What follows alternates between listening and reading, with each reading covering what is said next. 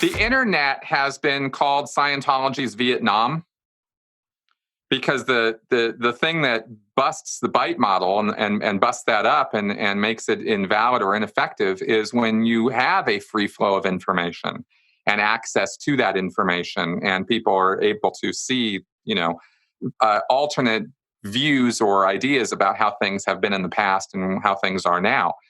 And this hit Scientology harder than lots of other groups because they really relied on the lack of accessibility to historical information. The internet now makes it a couple clicks away, and you can see L. Ron Hubbard's war records.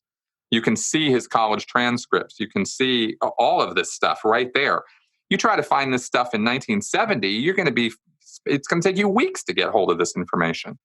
So that's been sort of the game changer. Excuse me. And what that did is it allowed us to, excuse me, sorry. It allowed us to fact check what we had been taught. L. Ron Hubbard was a pretty crafty guy, and he was pretty ballsy about rewriting his own history. And the church, of course, towed the line with that, to the point that they even hired a biographer who, the first biographer they hired was not a Scientologist. His name was Omar Garrison in the 80s. And that was a dog's breakfast, because he was a real writer and a real researcher. And he went, hey, you want me to write what? So then they hired a Scientologist to do it. And his name is Danny Sherman. And this guy has been writing the L. Ron Hubbard biography since like the mid-80s or mid-90s or something. And it's still not done because, of course, it can't be done because everybody knows what the actual biography of L. Ron Hubbard is in the real world. So all the historical rewriting that L. Ron Hubbard did, and he would do it through his lectures and through his writings. He would say, I was here, I did this here, I did this here. And if you put it all together, you come up with this picture that's an impossible picture. It can't be that he was doing all these things at all these times. But then you get the actual records. Somehow, even despite that, you still make it make sense as a Scientologist. You go, well, maybe he was mistaken about this. It could have happened here and, whatever. And it doesn't really matter anyway. And Hubbard's such a great guy and genius and hero. And who cares if he got a couple dates wrong or something? That's about as much critical thought as you put into it when you're a Scientologist, at least for me and my experience with that. And there are major efforts made by the church to reinforce Hubbard's narratives. They've published magazines with photographs and letters and journal entries and things that all support the narrative Hubbard laid out for his life and for the history of the church. The internet, destroys all that stuff, because then you see all of the other information you're not seeing. And it's kind of the same way you take apart conspiracy theories. If you only listen to the 9/11 truthers, you might think that they're really making a solid case.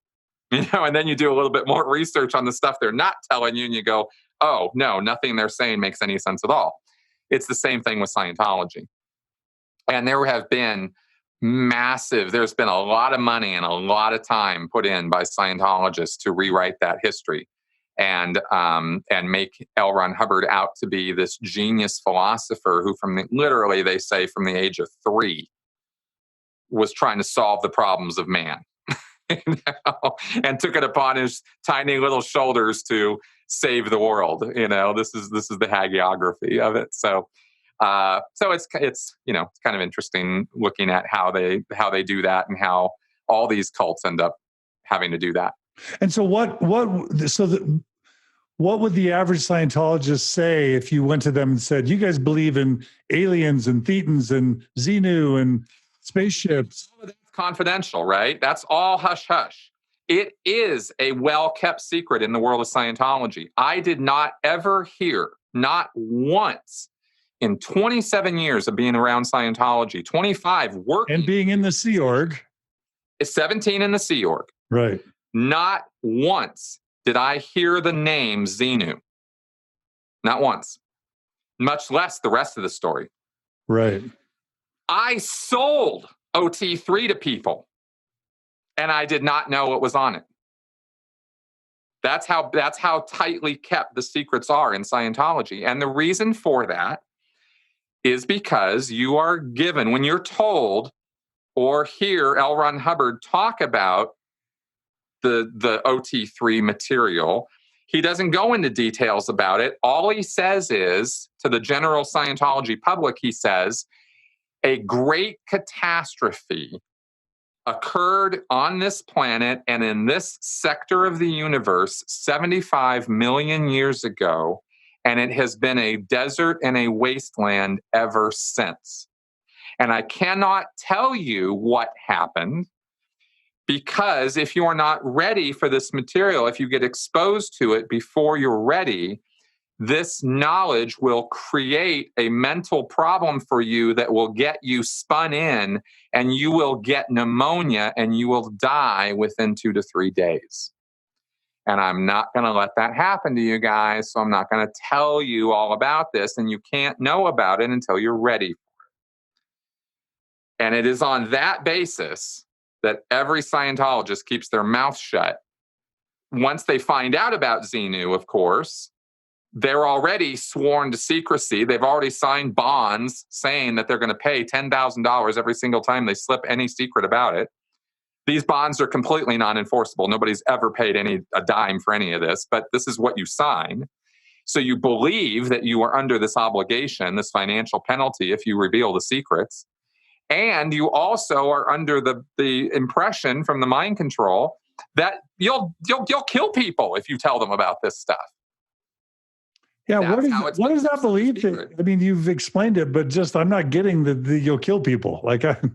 Yeah, it'll kill you. Well, it's like this. This whole incident that happened 75 million years ago with Xenu was meant to be kept a secret. You weren't supposed to remember any of that shit that went down, right? This all happened millions of years ago to you as a spiritual being. Right? So spiritually, you got really, really screwed over a long time ago. It is the most traumatic experience you will ever remember. And you can't remember it for that reason. Locks were put on it. It was like, in hypnosis, you're told you can't remember a thing. It's like that on steroids times a million. That's what OT3 is. So you cannot remember it. You'll never imagine it. It'll never come up in your memory banks, right? It's just this black area. It's this void of knowledge and experience that you just don't have access to. But you still are subject to all the consequences of it. So you're stuck here on Earth. You're stuck in a meat body. This is not you. This is not you at all. This is just something you're carrying around and occupying and living a life with. But it really doesn't have any more significance than a Barbie doll does. And you're stuck here, you're trapped here, and you don't even know why. You have no memory or recall of it. And you will never be able to remember it. And the trap is, and it was all done purposefully to trap you here so that you would be stuck here and that you wouldn't have any other choice. That's the reasoning behind why that whole thing is so dark and dangerous, and why if you expose yourself to it before you're ready for it, you will have, you'll die, because that's how the trap was set up to keep it a secret. Is anybody who comes anywhere close to finding out the truth of the matter, well, their body dies.